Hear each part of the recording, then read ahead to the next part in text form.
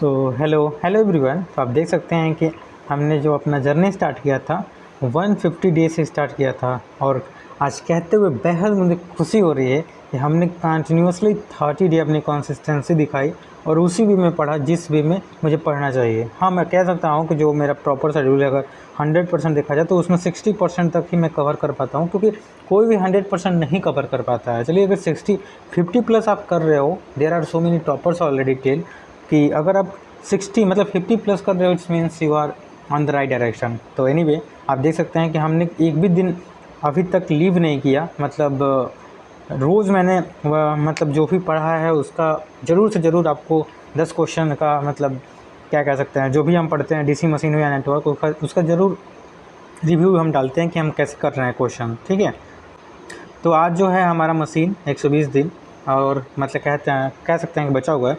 जैसे कि हम डीसी मशीन पढ़ रहे हैं, ट्रांसफार्मर ऑलरेडी हमने ख़त्म कर लिया है। तो डीसी मशीन के क्वेश्चन नंबर 21 से 30 तक हम कोशिश करेंगे कि इसमें डिस्कस करें। तो चलिए, सबसे पहले 20 क्वेश्चन नंबर ये हमने आपको बता दिया था। 21 जो क्वेश्चन नंबर है, सबसे पहले मैं बता दूँ कि 21 नंबर क्वेश्चन थोड़ा सा ट्रिकी है और इसको हमने नहीं किया है। देख सकते हैं 21 नंबर क्वेश्चन मैं सोच रहा था मैं करूं, लेकिन अभी इसका मतलब पहली बार जब हम पढ़ते हैं तो कुछ क्वेश्चन जो नहीं आते हैं उसमें हम ज़्यादा टाइम नहीं देते हैं, क्योंकि एटलीस्ट मुझे सबसे पहले सिलेबस जो PYQ का है उसको ख़त्म करना है। एंड देन जब सेकेंड टाइम में रिवीजन करूँगा तो जो क्वेश्चन हमने छोड़ रखा है, देख सकते हैं स्पेस भी छोड़ रखा है, तो फर्स्टली मैं उसी क्वेश्चन को जाऊँगा जो क्वेश्चन मैंने छोड़ रखा है। तो यहाँ पे देख सकते हैं ये क्वेश्चन में C1 C2 मतलब डायरेक्शन पूछ रहा था, उसमें फ्लेमिंग लेफ्ट हैंड या फ्लेमिंग राइट हैंड रूल का यूज करके हम बहुत इजीली निकाल सकते हैं। लेकिन जब मैं कोशिश कर रहा था तो मेरे को नहीं आ रहा था, इसलिए मैंने इसमें ज़्यादा टाइम वेस्ट नहीं किया। और मतलब ऐसे क्वेश्चन आने की पॉसिबिलिटी है, तो ऐसे क्वेश्चन हम जरूर करेंगे। क्वेश्चन नंबर 22 भी हमने नहीं किया है। आप कहो कि आज मैंने क्या किया है, कोई नहीं। क्वेश्चन नंबर 22 में भी क्या कह रहा है कि दो हमें मतलब केसेस दिए हुए हैं और हमसे लास्ट में केवल मतलब क्या power deliver by the motor approximately, तो मोटर 1 मोटर 2 के पावर डिलीवर पूछ रहा है, तो इसको भी हम कर लेंगे बाद में। अब चलते हैं क्वेश्चन नंबर 23। क्वेश्चन नंबर 23 जो है बहुत इंपॉर्टेंट है। सबसे पहले हमसे पूछ रहा है, देखिए आपको फार्मूला याद होने चाहिए, फार्मूला याद रहेगा आप कर लोगे। आर्मेचर ईएमएफ, जो आर्मेचर ईएमएफ होता है ई इक्वल टू क्या होता है, के ए, ये कांस्टेंट होता है और फाइव ओमेगा के बराबर होता है। जो हमारा आर्मेचर ईएमएफ होता है ई equal to K into five omega Om, M मतलब ओम के बराबर होता है। हमने ऑलरेडी, आप जब भी प्रॉब्लम सॉल्व कर रहे होंगे, जब भी आप बैच पढ़ रहे होंगे, तो armature EMF E equal to क्या होता है, K into N equal to E V upon five, जानते हो ना, ई वी अपन फाइव। तो वहीं से ये मतलब हमने लिखा है कि ये मतलब ये जो आर्मेचर ईएमएफ होता है ये equal to K into five omega होता है। उसके बाद develop torque T equal to five I, आप जानते हो, ये तो जानते ही हो कि फाइव आई है। फिर develop power, power equal to E V into I है, तो ई इंटू आई लिखेंगे। और यहाँ से P equal to T omega भी हम जानते हैं, तो P equal to T omega, P equal to E V I है। यहाँ से दोनों को इक्वेट करेंगे तो यहाँ से क्या हो जाएगा, के ए फाइव आई ए और ये ओमेगा आ जाएगा। ठीक है, आई होप यहाँ तक तो आपको बिल्कुल समझ में आ रहा होगा। देखो P equal to T omega हम जानते हैं, P equal to V I होता है, तो यहाँ पे ई आई हम लिख सकते हैं। एंड देन हमने क्या किया है, कांस्टेंट लिया फाइव आई ए, ये जो हमारा फाइव आई ए के बराबर होता है। ठीक है, फाइव आई ए टार्क जो होता है फाइव आई ए के बराबर होता है, ओमेगा की जगह पर ओमेगा हमने रखा, दैट सिंपल। तो यहाँ से हमारा जो ये पहला क्वेश्चन मतलब जो पहला है हमारा आर्मेचर ईएमएफ ई, ये किसके बराबर है, के इंटू ओमेगा। देखो फाइव इंटू ओमेगा पहला हो गया, दूसरा हमारा फाइव आई ए हो गया, और तीसरा हमारा जो हो जाएगा कि मतलब तीसरा जो हमारा हो जाएगा ये क्या हो जाएगा, इसके में क्या कह रहा है, फाइव इंटू आई ए आ रहा है, तो फाइव इंटू आई ए हमारा क्या हो जाएगा, flux into speed into omega, ये हमारा ये हो जाएगा। तो हमारा दूसरा तीसरा और पहला इसका आंसर हो जाएगा, दूसरा तीसरा और पहला, ऑप्शन नंबर डी। तो ऐसे आपको बहुत ही मतलब आप देख सकते हैं प्रिसाइजली आपको फार्मूले भी याद होना चाहिए, और ये दो नंबर का क्वेश्चन है, समझ सकते हो दो नंबर की कितनी वैल्यू होती है गेट एग्जाम में। आगे चलते हैं क्वेश्चन नंबर 24। देखिए क्वेश्चन नंबर 24 क्या कह रहा है, ये बहुत थ्योरेटिकल है। आप जब भी पढ़ते होंगे तो जानते होंगे कि कंपनसेटिंग वाइंडिंग और हमसे मतलब कंपनसेटिंग वाइंडिंग हम क्यों यूज करते हैं। देखिए हमारा जो स्टेटर होता है, स्टेटर में ये तो हमारा मतलब ऐसे जो होता है, ये नॉर्थ पोल हो गया, ये हमारा साउथ पोल हो गया। ठीक है, और इसमें आर्मेचर रिएक्शन होता है, आर्मेचर रिएक्शन से जो हमारा मेन फ्लक्स है वो डिस्टॉर्टेड होता है। तो हम क्या करते हैं, हम कंपनसेट वाइंडिंग करते हैं, वाइंडिंग को कंपनसेट यहाँ पर वाइंडिंग करते हैं, और ये जो हमारा फ्लक्स जो है डेटोरिएट हो रहा है, जो हमारा फ्लक्स मेन फ्लक्स को ऐसे जाना चाहिए था, ऐसे वो ऐसे जाने लगता है। मेन फ्लक्स जो होता है, effect of main flux on armature flux due to, तो वो उसे हम आर्मेचर रिएक्शन कहते हैं। तो ये हमारा जो कंपनसेटिंग वाइंडिंग होता है उसको हम क्या करते हैं, वो हमारे क्या करता है, आर्मेचर रिएक्शन को न्यूट्रलाइज करता है। इसमें पढ़ो क्या, कंपनसेटिंग वाइंडिंग आर्मेचर रिएक्शन को न्यूट्रलाइज करता है। इंटरपोल क्या करता है, इंटरपोल का यूज किस लिए हम करते हैं, सबसे पहले इंटरपोल अब क्या होते हैं, इंटरपोल जो यूज होते हैं, तो जैसे हमारा कम्यूटेशन, आप जानते हो कम्यूटेशन होता है, तो कम्यूटेशन होता है तो उसमें पोल ही तो बंधे होते हैं, नॉर्थ पोल या साउथ पोल। कम्यूटेशन से क्या होता है, जो हमारा मतलब कम्यूटेशन एक प्रोसेस होता है जिसमें कि हमारा जो डीसी करंट होता है उसको एसी में हम कन्वर्ट करते हैं, उसमें कन्वर्जन पीरियड होता है। तो वो डिले ना हो इसलिए हम यहाँ पे इंटरपोल लगाते हैं। जैसे यहाँ पे नॉर्थ है तो यहाँ पे नॉर्थ लगा देंगे, तो वो डिले प्रोसेस क्या हो जाएगा, कम हो जाएगा। तो वही हमारा है कि कंपनसेटिंग वायरिंग हम आर्मेचर रिएक्शन को न्यूट्रलाइज करने के लिए यूज़ करते हैं, और जो इंटरपोल होता है, इंटरपोल का यूज़ हम इम्प्रूविंग कम्यूटेशन के लिए करते हैं। जैसे पढ़ लो, neutralize armature reaction while improving commutation, तो ऑप्शन नंबर बी हो जाएगा। उसका चलते हैं क्वेश्चन नंबर 25। क्वेश्चन नंबर 25 हमसे कह रहा है कि हमारे पास एक 220 वोल्ट डीसी मशीन है, उसका आर्मेचर करंट जो दिया हुआ है 20 एम्पियर, एज वेल एज दिया हुआ है आर्मेचर रिएक्शन जो है रेजिस्टेंस जो है 0.2 ओम दिया हुआ है। एंड कह रहा है कि now operated motor as the same terminal voltage and current, मतलब same current voltage and current में हमारा ऑपरेट हो रहा है, but the flux increase by, जो फ्लक्स है इंक्रीज बाई 10%। तो हमसे फाइनली पूछ रहा है द मोटर स्पीड, मतलब जो ratio of motor speed of generator speed. देख सकते हैं इसमें मोटर और जनरेटर दोनों का कंसेप्ट लगेगा। सबसे पहले हम जनरेटर का जानते हैं equal to we into I ए होता है। वी की वैल्यू मालूम है, आई ए की वैल्यू मालूम है, और आर एल की वैल्यू हम रख लेंगे, मतलब आर ए की वैल्यू हमें मालूम है। यहाँ से हमें ई आ गया, मतलब हमसे जनरेटर का हमने ई निकाल दिया, एम एफ निकाल लिया। उसके बाद मोटर के लिए आप जानते होंगे, मोटर के लिए हम क्या करते हैं, V equal to E plus I R A. तो हम मोटर के लिए भी क्या करेंगे, ये निकाल देंगे। तो देखो generator same speed same current बोला है ना, सेम वोल्टेज, देखिए same voltage and current, same voltage and current लिया। तो जो जनरेटर 204 वोल्ट जनरेट कर रहा था, वो हमारा बैक ईएमएफ में, मतलब मोटर क्या हो रहा है, हमारा केवल 196 वोल्ट जनरेट कर रहा है। तो दोनों का रेशियो निकाल लेंगे, बहुत simple, E1 upon H2 equal to N1 upon ratio, transformer ratio सब जानते होंगे।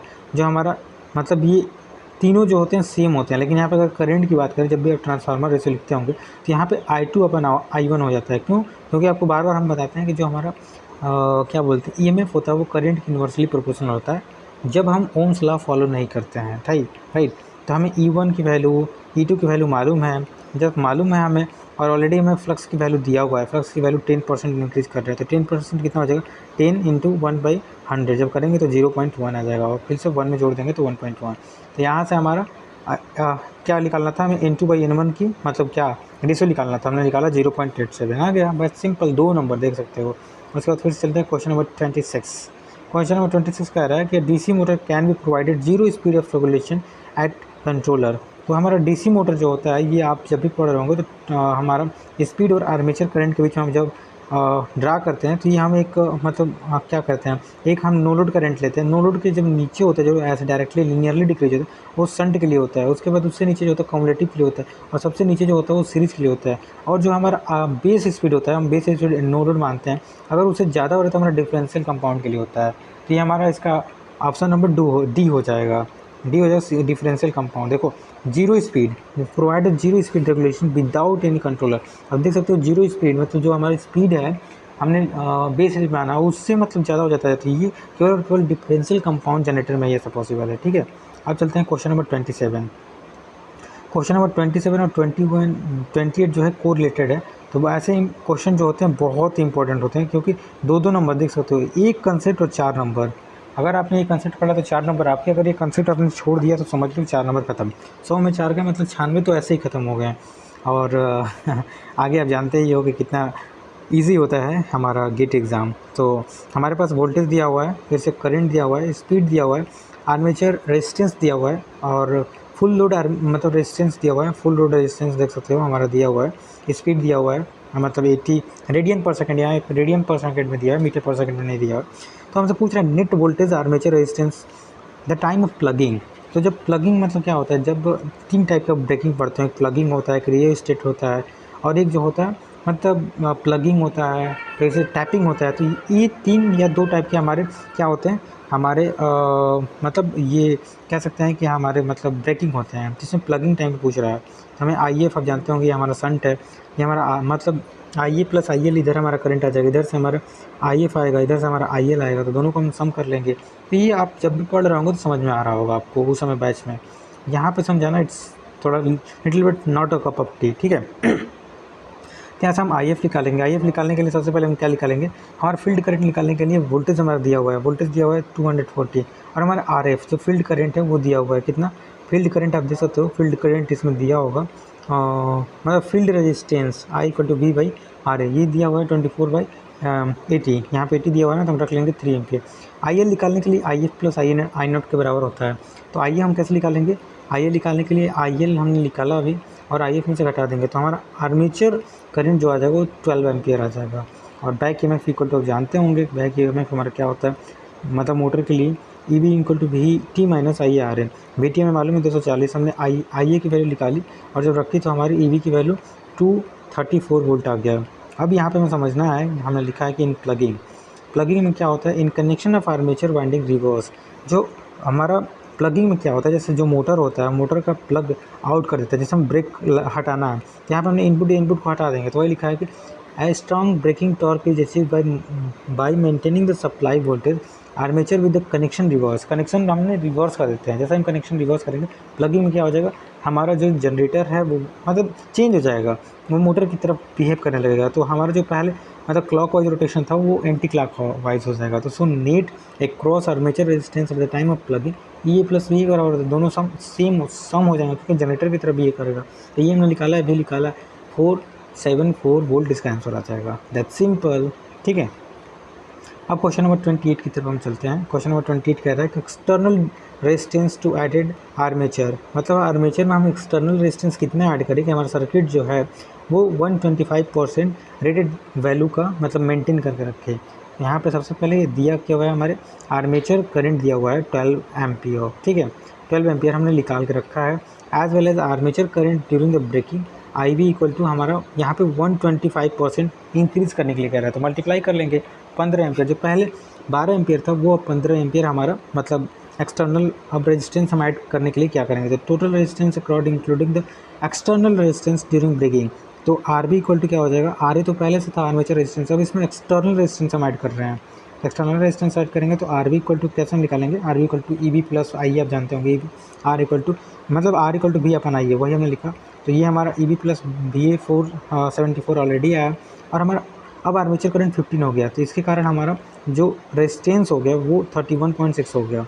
तो R A plus R external equal to 36.6 हो गया। तो यहाँ से हमें आर मतलब आर्मेचर करंट मालूम है 0.05 ऑलरेडी, तो यहाँ से हम निकाल लेंगे, तो 31.1% जो हमारा है ये एक्सटर्नल रेजिस्टेंस में ऐड ऑन करना पड़ेगा when the voltage when the armature current increase by 125%। I hope जब आप करोगे तभी आपको समझ में आएगा, विदाउट किए आपको समझ में नहीं आएगा, ठीक है। तो 29 क्वेश्चन भी हमने छोड़ दिया है, इसको ज़रूर देख सकते हैं, इसमें फिगर है, थोड़ा समझ में नहीं आया था, ट्रिकी था, इसको हम कर लेंगे आगे, ठीक है। अब चलते हैं हम क्वेश्चन नंबर 30 की तरफ। जो क्वेश्चन नंबर 30 है वो 30 और 31 दोनों को रिलेटेड है, 30 पढ़ते हैं उसको 31 दोनों हम कोशिश करेंगे कैच कर लें, ठीक है। तो हमारे पास एक सेपरेटली एक्साइटेड एक डीसी मतलब डीसी मोटर है जिसका कि आरपीएम दिया हुआ है, एज वेल एज हमारा जो नो लोड वोल्टेज है वी नॉट हमें दिया हुआ है, ये 200 वोल्ट, टार्क दिया हुआ है, फिर से स्पीड दिया हुआ है 4 मतलब 1400 मतलब 1400 जो हमारा है स्पीड दिया हुआ है। रोटेशनल करेंट मतलब जो लॉसेज हैं उसको नेगलेक्ट कर रहे हैं, तो हमसे rotational losses and armature current मतलब नेगलेक्ट कर रहे हैं। और हमसे क्वेश्चन अब देख सकते हैं यहाँ से, अभी आपने देखा कि हमारा जो स्पीड है मतलब नो लोड पे 1500 है, और जो हमारा 1400 आरपीएम है, एज वेल एज टॉर्क जो है 0 से 5% हम इंक्रीज़ कर रहे हैं। यहाँ से सबसे पहले हमसे क्वेश्चन नंबर 30 जो पूछ रहा है armature resistance of the motor, तो आर्मेचर रेजिस्टेंस निकालने के लिए हमें V equal to V upon आइए हम आरे जानते हैं। तो यहाँ से E M F of no load पे हमारा जो मतलब ई बी होगा वो वी ए के बराबर हो जाएगा, 200 वोल्ट ऑलरेडी दिया हुआ है, तो indirectly proportional to E B होता है। तो यहाँ से आप जानते हो कि N one upon N two equal to V upon A two, E B हमें निकालने के लिए एन वन एन टू हमें दिया हुआ है, देखिए एन वन एन टू हमें दिया हुआ है स्पीड, एज वेल एज हमें ई बी की वैल्यू मालूम है 200, तो यहाँ से ई बी टू हमने निकाला। जब ई बी टू निकाला तो हमें मतलब हमें टार्क का इक्वेशन मालूम है, ई बी इंटू 5 मतलब टार्क इक्वल टू क्या होता है 5 आई ए होता है, ठीक है। तो यहाँ से T equal to E B into ये मतलब क्या हो जाएगा, अभी हमने ई से पहले भी बताया था कि टार्क का इक्वेशन बहुत टाइप से होते हैं, फिर टार का इक्वेशन होता है T equal to E into I A upon omega. ये आप जब सॉल्व करेंगे तो आ जाएगा, तो सभी की वैल्यू हम पुट करेंगे तो हमें आर्मेचर रेजिस्टेंस करंट की वैल्यू आ जाएगी। और फिर से हमें lastly V equal to V upon I A आ रहे हैं, तो आर ए की वैल्यू निकालनी है, तो ई बी माइनस वी हमने लिखा, ये हमारी इतना आया था आई ए की वैल्यू, आई की वैल्यू हमने रखा, तो हमें आर्मेचर रेजिस्टेंस पूछ रहा था, हमने निकाल लिया। अब चलते हैं क्वेश्चन नंबर 31 बहुत ही ईजी है, ज़्यादा मतलब कंसेप्ट यूज़ नहीं करना है, बस आपको फार्मूला याद रखना चाहिए। यहाँ पे बोल रहा है कि हमारा टॉर्क जो है 2.5 न्यूटन एंड स्पीड जो है 1400 है। तो T1 की वैल्यू हमें मतलब T1 की वैल्यू 5 न्यूटन मीटर मतलब न्यूटन मीटर ऑलरेडी हमने देखा है, पहले दिया हुआ है। तो हमें V इक्वल टू आई ए मतलब E B upon I A R हम जानते हैं, यहाँ से ई बी की वैल्यू हमने ऑलरेडी निकाला है, और आई ए की वैल्यू और हमने मतलब आर ए की वैल्यू मालूम है, तो यहाँ से क्वेश्चन नंबर 1 बनेगा। और टार्क जो होता है 5 इंटू आई ए के बराबर होता है। तो टॉर्क जो होता है आर्मेचर करंट डायरेक्टली प्रोपोर्शनल होता है T1 upon T2 equal to I1 upon I2। तो T1 T2 के हमें वैल्यू मिला, T1 मतलब T2 हमारा 2.5 है, T1 हमने निकाला है 5 ऑलरेडी पहले से ही। एंड जो हमारा I1 हमने निकाल लिया, देख सकते हो यहाँ पे हमने V की वैल्यू निकाल ली। ये हम मतलब यहाँ से ये V की वैल्यू 39 पॉइंट कितना आ गया, I1 की वैल्यू हमने निकाला है, I1 की वैल्यू, ठीक है। तो ये हमने रखा, I2 की वैल्यू हम निकाल लेंगे, I2 की मतलब यहाँ पे I2 की वैल्यू हम निकाल लेंगे, मतलब ये T2 की वैल्यू, सॉरी T2 की वैल्यू निकाल रहा है। T2 की वैल्यू जब नहीं I2 है यार, I2 की वैल्यू हमने निकाला, एंड लास्टली जब I2 की वैल्यू निकाल लिया तो हमसे वोल्टेज अप्लाइड पूछ रहा था, तो V अप्लाइड इक्वल टू क्या हो जाएगा, ये E की value I A into R A निकाल लेंगे 193.3%। That simple. मैं केवल आपको डिपिक्ट करता हूँ क्वेश्चन कैसे हमने किया है, एक उसका अप्रोच क्या है। आगे आपको ही सॉल्व करना पड़ेगा, क्योंकि जो मैं भी करता हूँ वो मेरे से ही करना पड़ता है, ठीक है। आपका रिजल्ट आपके लिए होगा, तो आपको ही मेहनत करना होगा, दैट सिंपल। Thank you.